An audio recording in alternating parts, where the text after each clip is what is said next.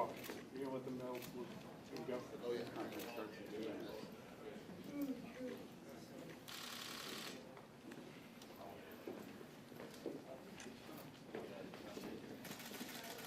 Oh, wow.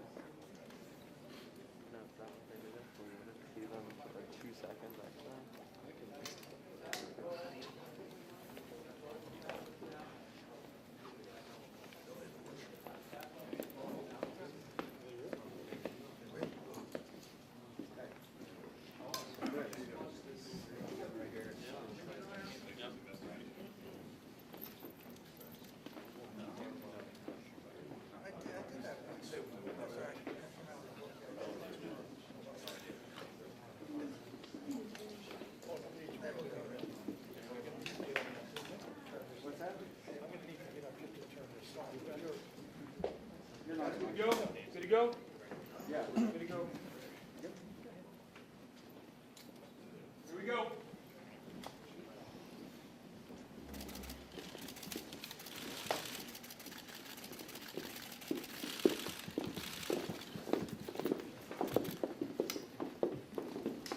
Sit down. Good evening. I'm John Miller, Deputy Commissioner for Intelligence and Counterterrorism. We're here to provide an update on the ongoing investigation into the shooting that occurred earlier today in Brooklyn.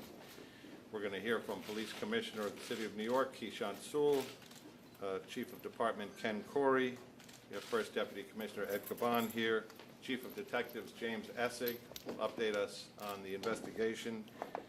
We also have Assistant Director in charge of the FBI, in charge of the New York office, Mike Driscoll, and the JTTF efforts with the NYPD that are ongoing, as well as the Special Agent in charge of the Bureau of Alcohol, Tobacco, and Firearms, John DeVito. But we'll begin with word from Gracie Mansion from the Mayor of the City of New York, Eric Adams.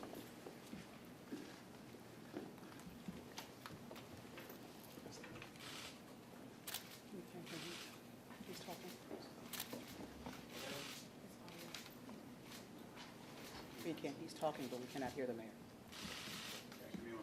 Working on the audio on our end.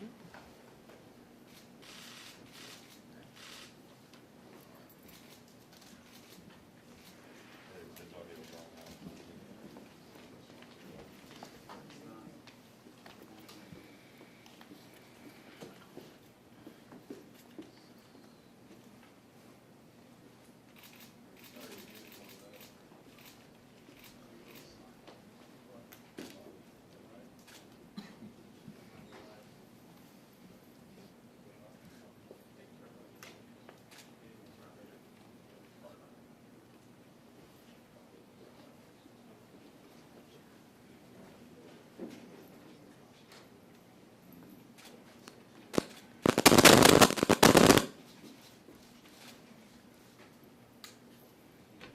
Thank you all for your patience.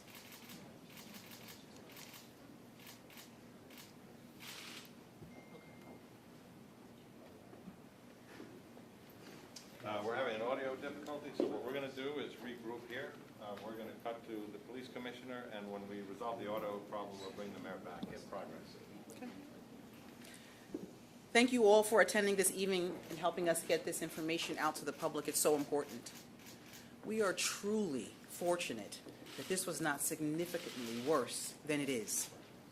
As we reported this afternoon, a man who was traveling on a Manhattan-bound N train opened 2 canisters that dispensed smoke throughout the subway car. He then shot multiple passengers as the train pulled into the 36th Street station in Sunset Park. 10 people were injured by gunfire, and an additional 13 were either injured as they rushed to get out of the train station or they suffered smoke inhalation. Some good news is that none of the injuries appear to be life-threatening. As detectives processed the crime scene, they recovered a 9mm semi-automatic handgun, extended magazines, and a hatchet. Also found is a liquid we believe to be gasoline and a bag containing consumer-grade fireworks and a hobby fuse. About an hour ago, detectives located a U-Haul van in Brooklyn that we believe is connected to the suspect. At this time, we still do not know the suspect's motivation. Clearly, this individual boarded the train and was intent on violence. We are conducting a highly coordinated investigation that includes NYPD detectives, the FBI NYPD Joint Terrorism Task Force, and the ATF, who have been instrumental in tracing the firearm and ballistics. The suspect is a dark-skinned male and was wearing a neon orange vest and a gray-colored sweatshirt. We do have a person of interest in this investigation, but we need the public's assistance with additional information. We're asking anyone with information to call Crime Stoppers at 800-577-TIPS. We know this incident is of grave concern to New Yorkers. We cannot lose sight of victims in this city. We will use every resource we can to bring those to justice who continue to prey on the citizens of New York. I'll ask Chief James Essig to come in and give details of the investigation.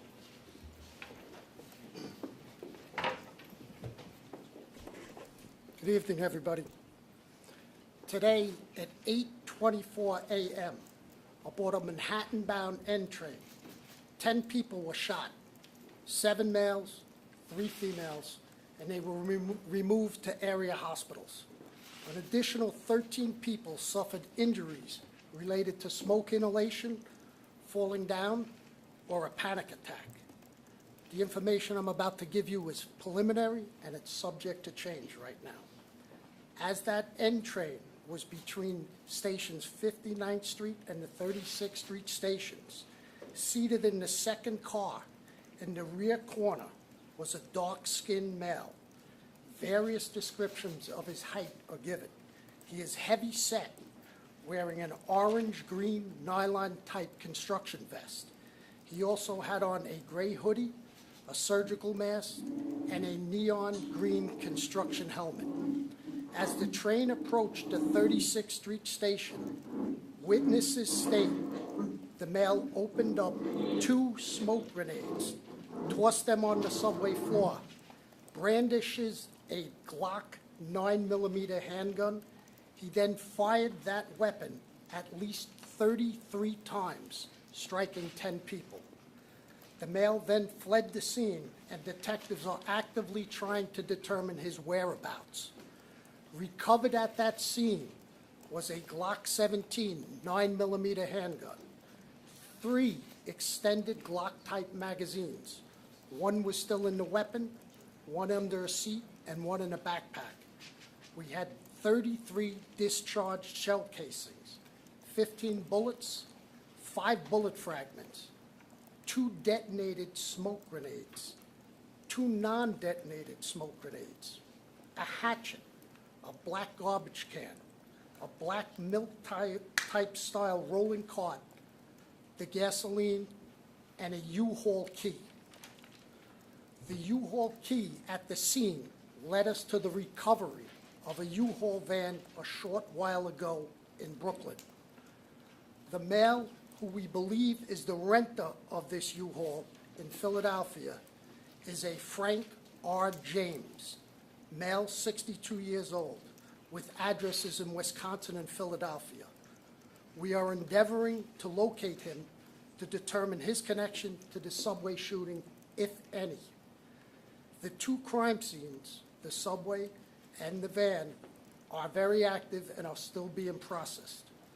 We are asking for anyone's help with information, cell phone video, witness information, or if they can identify the perpetrator or the renter of this vehicle, to call Crime Stoppers at 1-800-577-TIPS.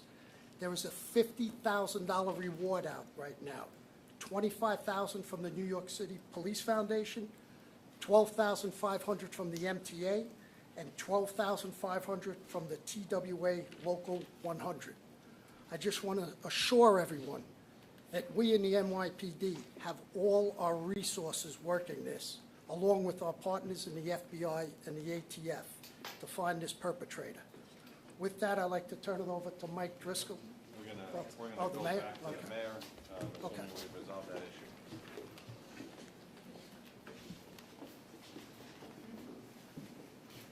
Mr. Mayor, we're ready for you. Thank you, Commissioner and Chief. As we indicated, today was a difficult day for New York. And days like these are playing out too often in cities across America. As mentioned this morning, we witnessed an act of violence and evil in the heart of Brooklyn, where a shooter attacked a subway car full of innocent people at the 36th Street station. We saw a quiet Tuesday morning turn the N train into a war zone as a smoke bomb was detonated and multiple shots rang out. We witnessed 20 individuals have been injured so far, as it was mentioned. And thanks to the quick thinking of the MTA crew and the bravery and cooperation of passengers, lives were saved. And thanks to our first responders, the injured were quickly taken to area hospitals, and all of them are expected to recover. You know I have been realistic and outspoken about my commitment to protecting public safety. I stand by that and will continue to do everything in my power to dam the rivers that feed the sea of violence. But this is not only a New York City problem. This rage, this violence, these guns, these relentless shooters are an American problem. It is going to take all levels of government to solve it. It is going to take the entire nation to speak out and push back against the cult of death that has taken hold in this nation. A cult that allows innocents to be sacrificed on a daily basis. A country where buying weapons of mass destruction is as easy as picking up a piece of plywood or a garden shovel. A country where there are more guns than people. There are over 400 million guns in this country alone. The U.S. gun homicide rate is 26 times that of other high-income countries, where over 100 people die in gun violence every day. Guns are the leading cause of death for American children and teens, like the 16-year-old baby we lost in the Bronx. From schools in Columbine, Sandy Hook, and Virginia, to music festivals in Las Vegas, to nightclubs in Orlando, to movie theaters and yoga classes across the nation. These killers have used weapons of mass destruction to massacre innocent people. They control no armies or military forces, yet these individual killers terrorize our nation. I have often said that this city is not going to adapt to dysfunction. Ending gun violence means changing gun laws. We cannot clean up a flood when the water is still pouring into the basement. And we can never stop the killing, but we cannot stop the guns. To be clear, we will not surrender our city to the violent few, and we will not surrender all of America to this cult of death. The sea of violence comes from many rivers. We must dam every river that feeds the greater crisis. That is the work of my life, this administration, and this police department. I will not stop until the peace we deserve becomes the reality we experience.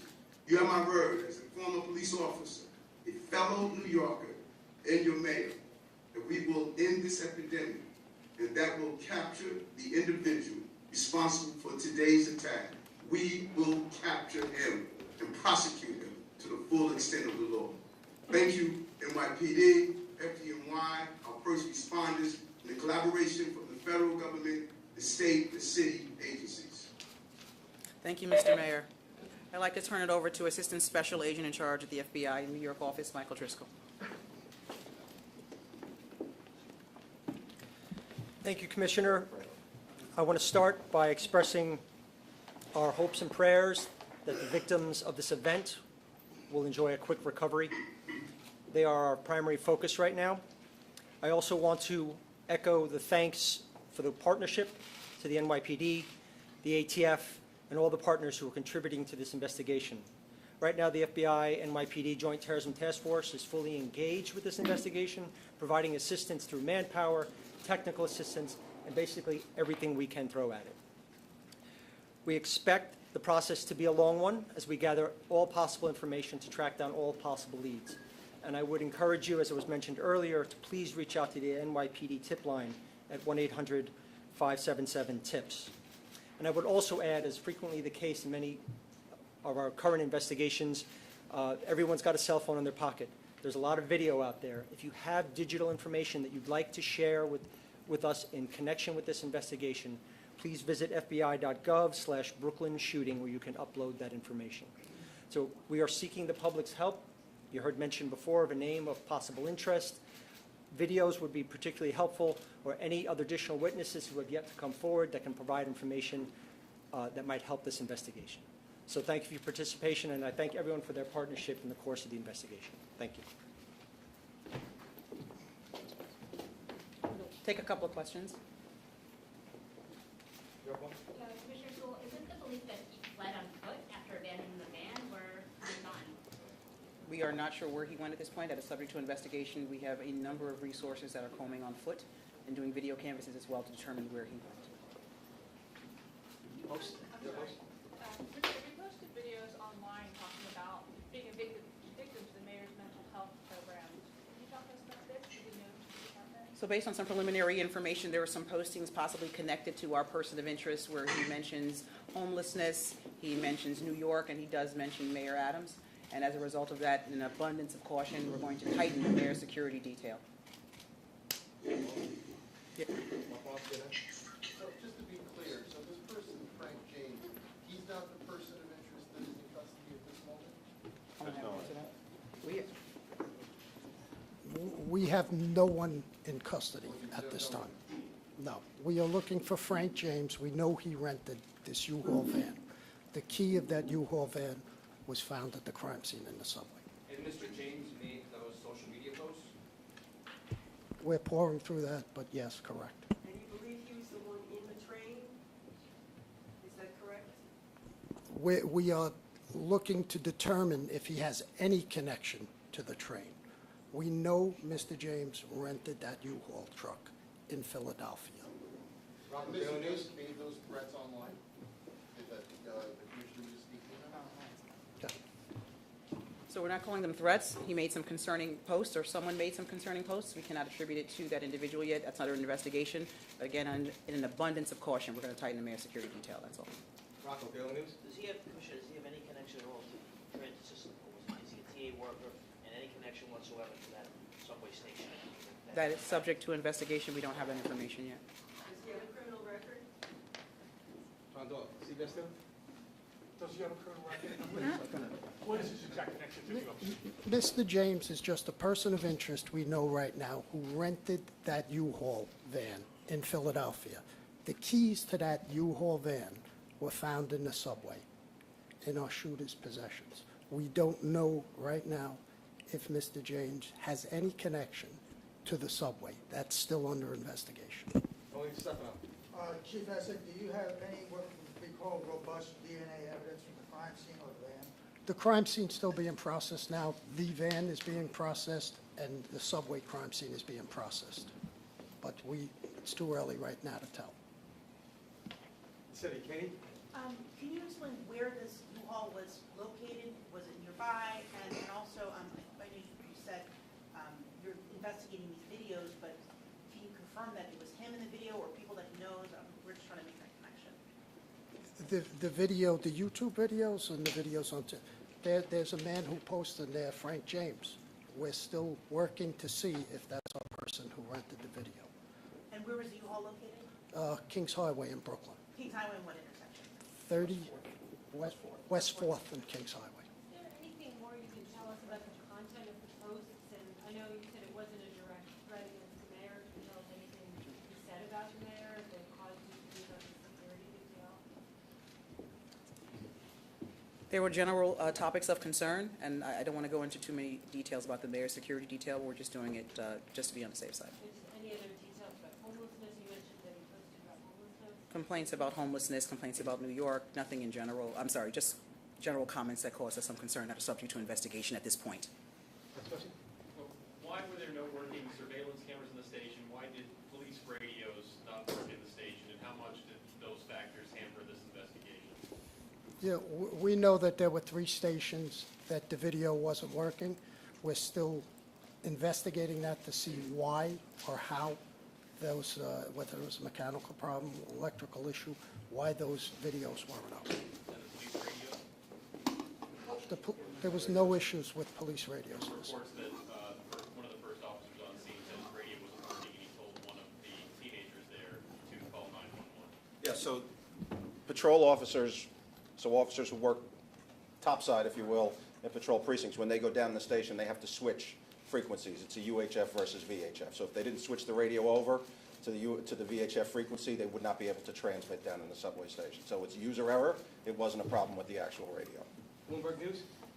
How many officers are assigned to the 36th Street station, and were there any officers in the station at all at the time? So we don't typically assign officers to subway stations. Officers patrol on a rotating basis. They ride trains, they come out, they patrol the stations.